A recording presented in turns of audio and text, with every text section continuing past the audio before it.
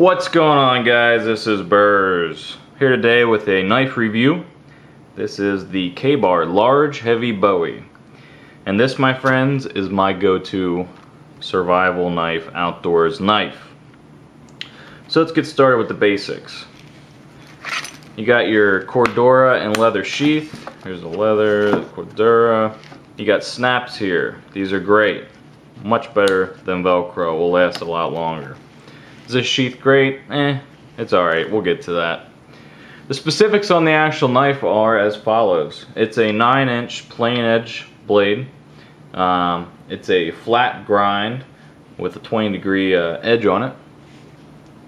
And it has that black coating on there for lifetime, well, I wouldn't say lifetime, but there's a black coating on there for resistance to whatever you're going to smack it with. You got a about a 1/4 inch blade thickness. It's coming in at 0.23 of an inch. 1085 carbon steel. What's carbon steel good for? Well, it's not good for rust resistance, but that's why we use some kind of a good oil on it. I use Ballistol. But what is it good for? It makes one hell of a sharp edge, and it's a hell of an easy job to sharpen it as well. And this is coming in at 55 to 57 Rockwell hardness. We'll call it 56. And it comes with a Kraton handle with a little lanyard hole in that. This does not come with it. I put this lanyard on. Let's get to the low points first, the way I like to do it. I would like to see this handle guard wider. And the reason that is because when you're doing stuff, your hand could tend to come up here and go beyond this very, very small guard area, hand guard area. You get locked in back here, but you do not get locked in up here. Have I had a problem with that? Not really, because when you're swinging things, your momentum's going forward. So all the momentum's going forward. You're not going forward unless you stop, hit something or stop. The other critique is I think the handle material could be just a tad grippier. It's hard. It can be just a tad grippier. Something like a cold steel. They have their, I think it's Kraton as well, type handle material, which is grippy yet sturdy. But this knife's coming in at $45. You can't beat it, period. You're never going to find a deal like this, in my opinion, at the current time. This is made in Taiwan, as you can see. K-Bar. And like I said, this is a 1085 carbon steel. This edge is sharp. This is the easiest knife for me to sharpen. This is, I mean, as far as quickness of getting it sharp, and it lasts a while. It's a nice 9-inch blade. It's 14¼ inches total length. And as I said before, let's take a look here. You have this sheath here, which is crap.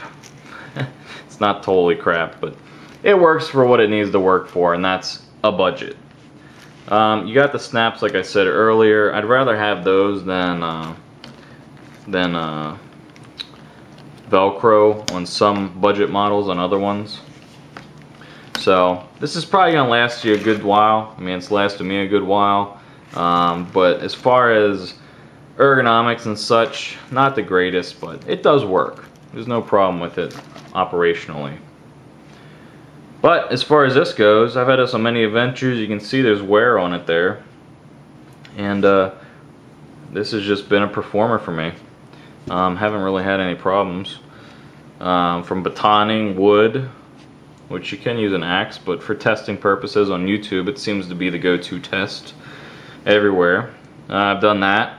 I've used it for preparing fires, other than batoning wood, for preparing campsites, preparing meals, preparing game. That you can use it for that, but you know, it's a little big. But you can, you know, it's a knife. Use it for what you want to use it for. It does have this nice little indent here if you want to do a little bit finer work. Right here. There is no jimping on the top here if you wanted to get a better grip on it to do some finer work. But for $45 you are not going to find a better deal, in my opinion. I have the Ontario Marine Raider SP10. I have the SOG Seal Pup Elite. I have a cold steel machete, and this is always my go-to. This is my favorite knife. You know, with the exception of what I told you with the handle, everything else is just what I would call a best-in-class performer. So if you're looking for, you know, to get into the survival knife or the outdoors knife market, I think this would work for you. And the reason I think it would work for you is because it's cheap, it's highly effective, and like I said, you're getting a huge bang for your buck in this knife.